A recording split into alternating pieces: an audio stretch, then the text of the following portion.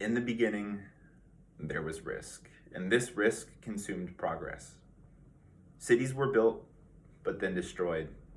Lives were created, but then they were taken away. Investments were made, but with no guarantee. Risk was everywhere. And at a moment's notice, it had the potential to destroy a lifetime of effort. Progress was very hard, and therefore very, very slow. Because with risk undeterred, opportunities were deferred. Risks were feared and rewards were limited and fragile. Risk deterred progress throughout the world.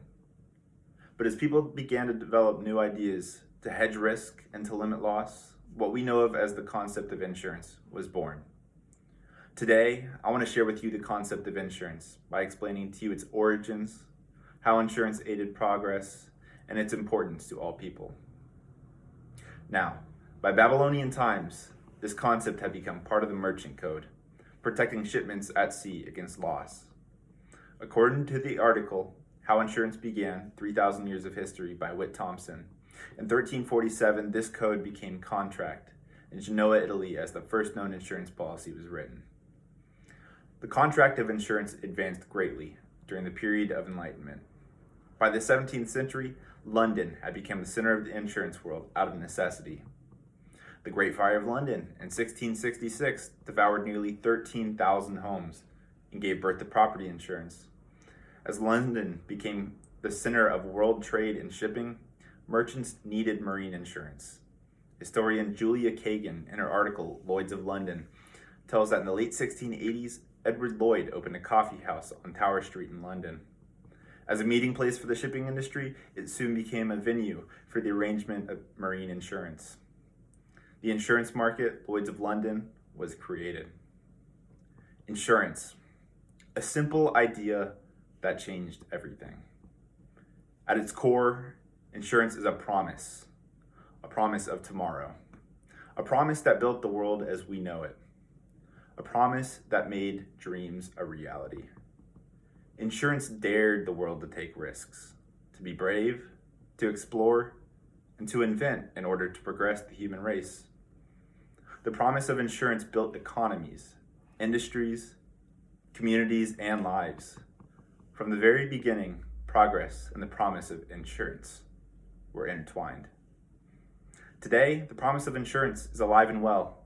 It's everywhere you look and touches everything we do.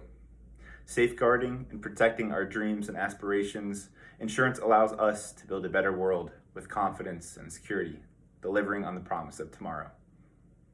Without insurance, it's likely that we'd find ourselves in a very different world today than the one we live in.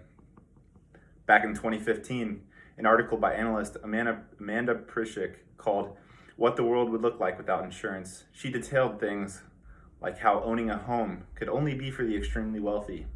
Starting a business and assuming all risk yourself, or even driving a car, would be a huge financial risk without having insurance to back it. For an even broader look at how insurance benefits society, we can take a look at 5 ways insurance benefits our economy. By financial journalist Miranda Marquis, she shares how insurance stimulates the economy, makes business safer, and provides recovery after catastrophe or loss. It's reasons like these why insurance is a critical part of most people's lives. In the beginning of what we know as modern civilization, insurance was born out of necessity, saving us from the financial burdens associated with property, life, health, and disability. Insurance is a saving grace when things turn for the worst.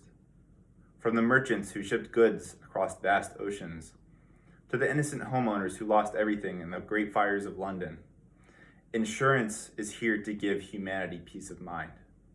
Without insurance, risk could not be managed and progress would cease. For these reasons and many more, insurance is here to stay. Thank you.